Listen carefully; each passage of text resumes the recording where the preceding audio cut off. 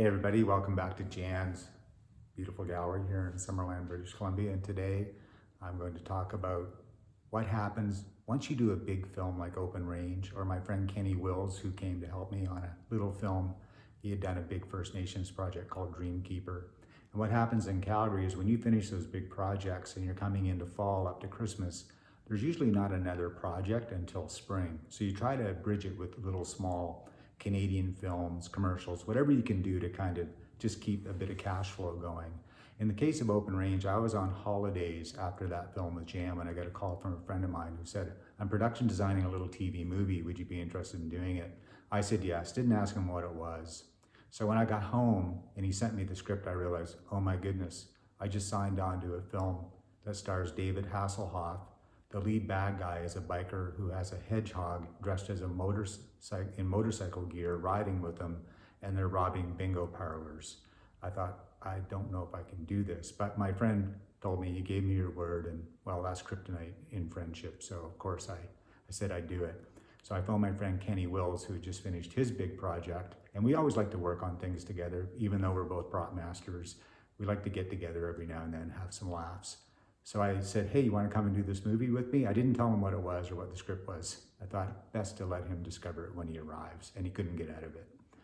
So as the movie went on, it was as ridiculous as it sounds, but we had fun every day, except for one day where we had to do a barnyard fight, and the props were a pig and a chicken. And I'll read you an excerpt from my book, They Don't Pay Me to Say No, about how that fight went. One of the more memorable scenes was a fight in a barnyard. The weapons were a pig and a chicken. Motorcycle hedgehog guy would use the pig like a set of nunchucks, and the other actor had a chicken as a weapon. I went to see talented builder Dave Trainer with $300 and asked him what he could build for me. I ended up with a rubber pig that looked like a piñata. Meanwhile, Kenny said he had a friend named Dickie who could send us 6 fake chickens. We received a box from Dickie the night before the shoot. When Kenny opened it, only 1 chicken was inside. Dickie said he was sending 6, Kenny said. Clearly, Dickie can't count, I replied. The next day, with our rubber piñata pig and our 1 chicken, we arrived. 2 top prop masters with 1 of each prop, which broke the #1 rule about fight props going back to the beginning of movies. Always have multiples. However, we did have a bag of feathers, some big parts, and glue. The fight scene started, and Kenny and I handed in our awesome props. It is a proud moment to see one guy twirling a fake pig and the other guy brandishing a fake chicken in a fight scene, knowing that my bad choices led me to that moment. It went well for about 8 seconds. Then the chicken self-destructed, and mercifully the director said cut. I was wandering around in the snow looking for the chicken head.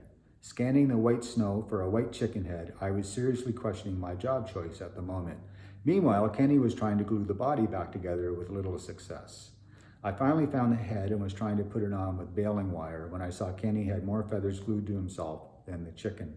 At that moment, we both started laughing at how fast we had gone from working on elite shows to being in the snow in a junkyard south of Calgary trying to put our chicken back together. How long for the chicken? The assistant director kept asking in a serious voice over the radio. At least someone is still taking his job seriously at this point.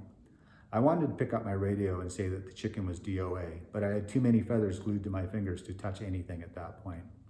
We got the chicken back into the actor's hands for another take, although it looked like it had been run over by a lawnmower. Somehow, using feathers and glue, we managed to limp through a few more takes before the chicken was officially DOA. By the end, the pig was also missing a leg and an ear. There's not a lot of pride in props. You're only as good as your last show and your last scene. And I have to say, after doing Open Range for me and Dreamkeeper for Kenny, we were both very humbled by our experience with our barnyard animals. Have a great day, everybody.